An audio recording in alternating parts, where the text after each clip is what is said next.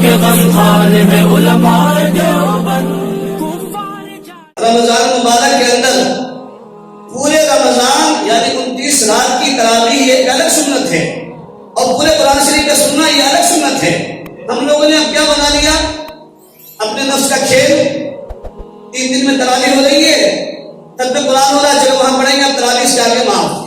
10 دن میں تراویح پڑھ لیتے ہیں، اس کے بعد میں چھٹی نہیں.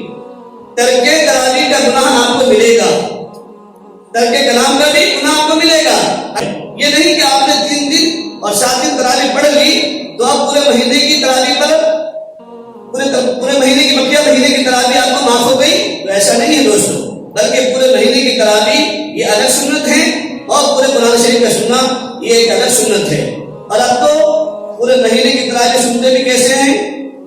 2 صف آگے کی ہے نا تکبیر تہجمہ کے ساتھ میں کھڑی رہتی ہے، اور تیسری صف میں آدھے لوگ وضو خانے پر، آدھے صحن میں، اور کچھ بھی موبائل میں، کچھ گفتگو میں. جیسے امام رکوع میں جاتے ہیں تو ہم کیا کرتے تھے؟ رکوع میں شامل ہو جاتے ہیں. علماء نے لکھا ہے آپ کو جتنا وہ قرآن شریف پڑھا گیا اپنی رکعت میں، وہ قرآن شریف آپ کا ترک ہو گیا، چھوٹ گیا، اس کا گناہ آپ کے سر میں باقی رہ گیا. آپ کو پورے قرآن شریف کا ثواب نہیں ملے گا. پورے قرآن شریف کا ثواب جب ہی ملے گا جب آپ شروع سے ہی تراویح میں شریک رہیں گے، ہے نا. تو اس کی بھی کوشش کریں گے انشاءاللہ. ہم پورے مہینے کی تراویح اہتمام کے ساتھ میں پڑھیں گے انشاءاللہ. پڑھیں گے نا.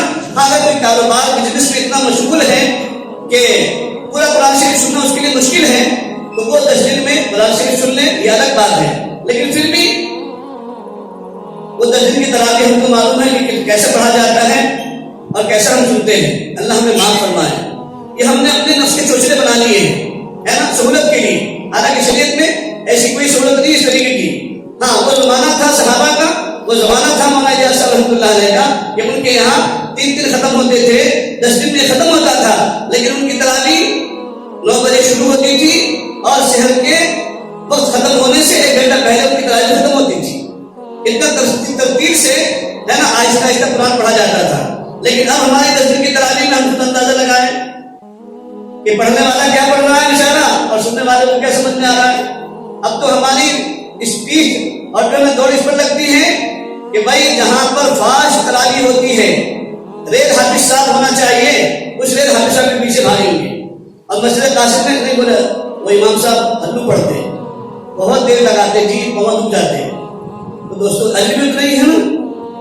اور یہ تو اللہ رب العزت کی طرف سے ہے نا ہمارے لیے سعادت ہے کہ اللہ رب العزت ہمارے گناہوں کو بخش رہا ہے. اور چھوٹے چھوٹے معمولات پر، چھوٹے چھوٹے عمل پر جو ہے نا بڑے بڑے پہاڑوں کے برابر جو ہے اجر ہمارے نامہ عمل میں لکھا جا رہا ہے. اب بار ہم سنتے ہیں کہ رمضان کے اندر 1 فرض پڑھیں گے تو 70 فرضوں کے برابر ثواب آپ کے نامہ عمل میں لکھا جائے گا، اور 1 نفل پڑھیں گے تو 1 فرض کے برابر ثواب آپ کے نامہ عمل میں لکھا جائے گا. 1 روپیہ خرچ کریں گے تو 7 روپے سے لے کر 70 روپے تک آپ کے نامہ عمل میں آپ کے لیے ثواب لکھا جائے گا.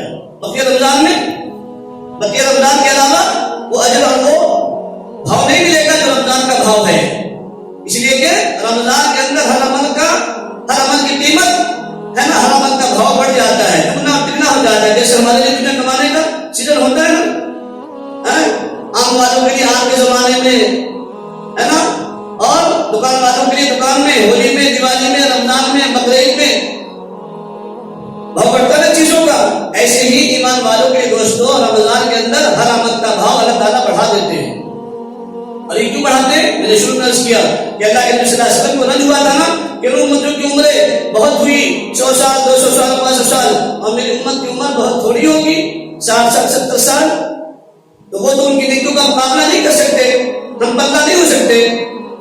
تو اللہ نے اپنے رسول صلی اللہ علیہ وسلم کو تسلی دی اور فرمایا اے نبی جی آپ کو ٹینشن لینے کی اور گھبرانے کی ضرورت نہیں ہے. ہم آپ کی امت کے لیے ایسی راتیں، ایسا دن اور ایسا مہینہ عطا فرما دیں گے کہ اگر آپ کی امت ان مہینوں کو اکرام کے ساتھ میں، اہتمام کے ساتھ میں ہے نا اس کی قدر کر لے گی، اور اہتمام کے ساتھ میں ان مہینوں کی عبادت کر لے گی، تو ان سے بھی ہے نا آگے آپ کی امت بڑھ جائے گی. اسی لیے یہ مہینہ ہم سب کو عطا کیا گیا ہے دوستوں. تو 3 چیزیں ہو گئی، تراویح کا اہتمام کریں، روزے کا اہتمام کریں، اور تیسری چیز قرآن کریم کے پڑھنے کا اہتمام